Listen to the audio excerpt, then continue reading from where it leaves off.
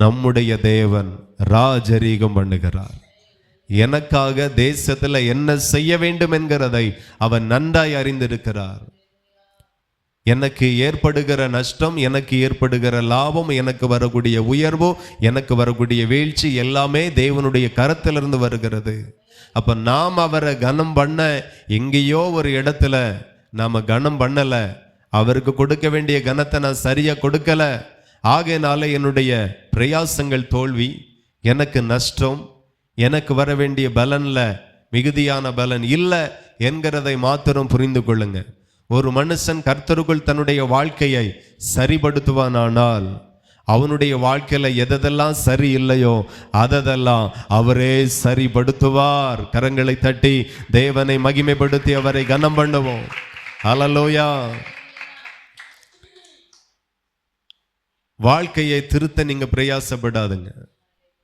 நாம கர்த்தருக்கு நேராய் திரும்புவோமே ஆனால் வாழ்க்கை நமக்கு வாய்க்கும், நம்முடைய பிரயாசங்கள் நமக்கு வாய்க்கும், எதிர்காலம் நமக்கு வாய்க்கும். நம்ம ஒவ்வொரு முறையும் சிந்தித்து பார்க்க வேண்டியது என்ன அப்படின்னா, நான் கிறிஸ்துவுக்குள் எப்படி வாழுகிறேன், தேவனை நான் எப்படி கனம் பண்ணுகிறேன். ஊர் சரியில்லைன்னு சொல்லாதுங்க, வாச்ச குடும்பம் எனக்கு சரியில்லை அப்படி சொல்லாதுங்க, பிறந்த பிள்ளைகள் தான் சரியில்லைன்னு சொல்லாதுங்க, அல்லது நான் படிக்கல அதனாலதான் அந்த பிரச்சனைன்னு சொல்லாதுங்க, எனக்கு நல்ல வாய்ப்புகள் கிடைக்கலன்னு சொல்லாதுங்க. உங்களுடைய பின்னடைவுக்கு உங்க சூழ்நிலை காரணம் அல்ல, உங்க திறமைகள் காரணம் அல்ல. நீங்க கிறிஸ்துவை பின்பற்றுகிறீர்களே அதுதான் காரணம். அங்கே கிறிஸ்துவை கனம் பண்ண வேண்டிய இடத்துல நீங்க அவரை கனம் பண்ணாதபடியினாலதான் பல இடங்களிலே உங்களுக்கு பிரச்சனையாய் மாறுகிறது. பலம் உள்ளவனுக்கும் பலன் இல்லாதவனுக்கும் உதவி செய்கிற தேவனை நாம் ஆராதிக்கிறோம். ஹல்லேலூயா. ஆமா, பலகீனர்களை கொண்டு பலவான்களை வெட்கப்படுத்துகிற தெய்வம், பேதைகளை கொண்டு ஞானிகளை வெட்கப்படுத்துகிற தெய்வம். உன் திறமை, உன் படிப்பு, உன் ஏழ்மை, உன்னுடைய பலகீனம் இதெல்லாம் உன் தோல்விக்கு உன் பின்னடைவுக்கு ஒரு காரணமாய் எண்ண வேண்டாம். எல்லாவற்றிற்கும் உன் தேவ பக்தியே காரணம். ஹல்லேலூயா.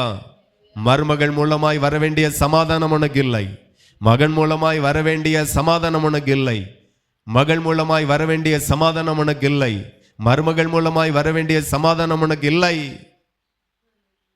அதற்கு காரணமும் நீங்களே சொல்லக்கூடாது, இவதான் சரியில்லை, வந்த மருமக சரியில்லை, வந்த மருமகன் சரியில்லை. நான் சொல்லுகிறேன், ஒரு இடத்தை நீங்க சரிபடுத்துவீர்கள் ஆனால் மொத்த இடமும் சரியாகிவிடும். அந்த இடம்தான் கிறிஸ்துவும் உங்களுக்கும் உள்ள உறவு, உங்களுக்குள்ள ஐக்கியம், உங்களுக்குள்ள இருக்கிற தேவ பக்தி. நீங்க கை கொள்ளுகிற தேவ வசனத்தை மாத்திரம் அழகாய் சரிபடுத்துவீர்கள் ஆனால் எல்லா உறவுகளும், எல்லா வேலைகளும், எல்லா பிரயாசங்களும் எல்லாமே உங்களுக்கு சரியாய் மாறும் என்று கிறிஸ்து சொல்லுகிறார். ஹல்லேலூயா. நீங்க பார்க்க வேண்டியது ஊர் அல்ல, உலகத்தை அல்ல, சூழ்நிலை அல்ல, மார்க்கெட் அல்ல, வந்த பிள்ளைகள் அல்ல. உங்களுக்கும் தேவனுக்கும் உள்ள உறவு எப்படி இருக்கு, ஐக்கியம் எப்படி இருக்கு, நான் எப்படி அவரை கனம் பண்ணுகிறேன், அதை மட்டும் நீங்க பார்த்துட்டீங்கன்னா ஜெயிச்சிட்டீங்கன்னு அர்த்தம். நிறைய பேர் அதை பார்க்கறது இல்லை, வாஸ்து தான் சரியில்லைன்னு நினைக்கிறாங்க. வீடு வச்ச வாஸ்து சரியில்லை, வீட்டுக்கு நில விட்ட அது சரியில்லை, கிச்சன் வச்ச இடம் சரியில்லை, டாய்லெட் கட்டின இடம் சரியில்லை, இதை தான் நாம ஃபோக்கஸ் பண்ணுகிறோம், இதை தான் நாம கண்காணிக்கிறோம். கிடையாது. தேவனுக்கும் நமக்கும் இருக்கிற ஒரு ஐக்கியம், ஒரு உறவு, அவரை நேசிக்கிற காரியத்துல ஏதோ ஒரு குறைவு. ஆகையினால வாழ்க்கையில பல குறைவுகளை நாம பார்க்கிறோம். காரணம், நாம் ஆராதிக்கிற தேவன் நம்மையே கனம் பண்ணுகிற தேவனாய் இருக்கிறார். ஹல்லேலூயா. நாம ஏமாத்துறோம், அவ்வளோ பெரிய தேவன் நம்மை கனம் பண்ணுக்க நாம ஏமாத்துறோம். ஆனால் அவர் சொல்லுகிறார், என்னை கனம் பண்ணுகிறவனை நான் கனம் பண்ணுவேன். ஹல்லேலூயா. ஆமா, என்னை அசட்டை பண்ணுகிறவன் கனஈனப்படுவான்.